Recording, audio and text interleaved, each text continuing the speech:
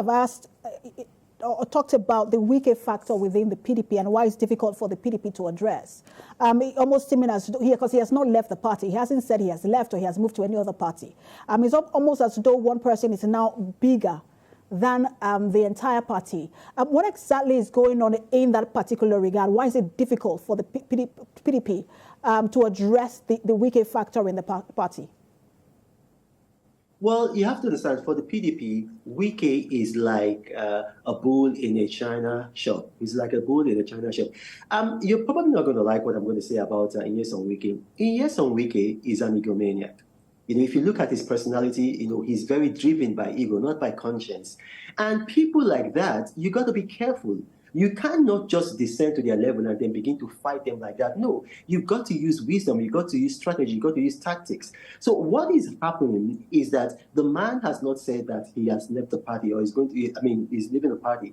The PDP has to wait for him to make a stand, to take a stand. If he leaves, then okay, good riddance. If he decides to stay in the party and doesn't leave the party, then they have to find a way to endure him, because what cannot be avoided must be endured. If you go on a frontal attack with him, he has a lot of residual power in Rivers State to, will I say, just bring about some crisis.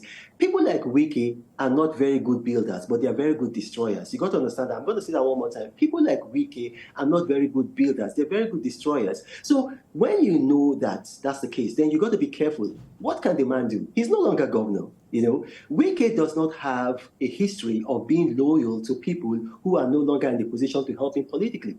If you look at Wike, he was with Amechi, and then when he got what he wanted from Amechi, he ditched Amechi.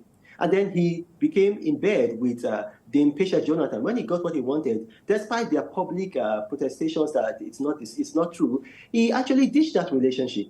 So by the time Wike has gotten what he wants from, let's say, President Bola Tinubu, he's going to do the same thing, because the best predictor of future behavior is past behavior. Wike is somebody that you manage until you put him very carefully and tactically in a position whereby he can do the least damage. If I may quickly comment, you are saying that Wike is not a good builder, he's a destroyer, as you have said. But some people would say, look, he was very instrumental to building the PDP into what it is today, whether it's through energy and resources. And so that he probably feel aggrieved not to have gotten that support like he has said over time. Shouldn't that also be what the PDP should have addressed to, looking at his contributions over time to the party, to ensure that, look, it is not just about sanctioning him, it's also about settling the issues? Well, here's the thing. If you follow me on social media and if you follow my column, I have said before that the PDP made a mistake in not giving its running mate ticket, the deputy ticket, to Nyesom Wike. I said that. We should have made him the running mate to Waziri Atiku Abubakar. I said that. But you see, that is a ship that has sailed. So we cannot be going forward by looking backward. Look, it's happened. We made that mistake. We didn't give him my ticket. But you are misquoting me. I didn't say that Wike is not a builder. I said Wike is a better destroyer than he is a builder. He can build. He was able to build the G5 into a formidable bloc within the People's Democratic Party. But what I'm saying is that the man is a better destroyer than he is a builder. Right now, he is in a position whereby he cannot do much building, but he can do much destruction. So that ship has sailed. The People's Democratic Party, this is a man who wanted to be president. Failing that, he wanted to be vice president. Right now, the People's Democratic Party are not in a position to offer him the presidency or the vice presidency, except maybe in 2027, maybe they can offer him that ticket. But for right now, they have outlived their usefulness to him from his own point of view.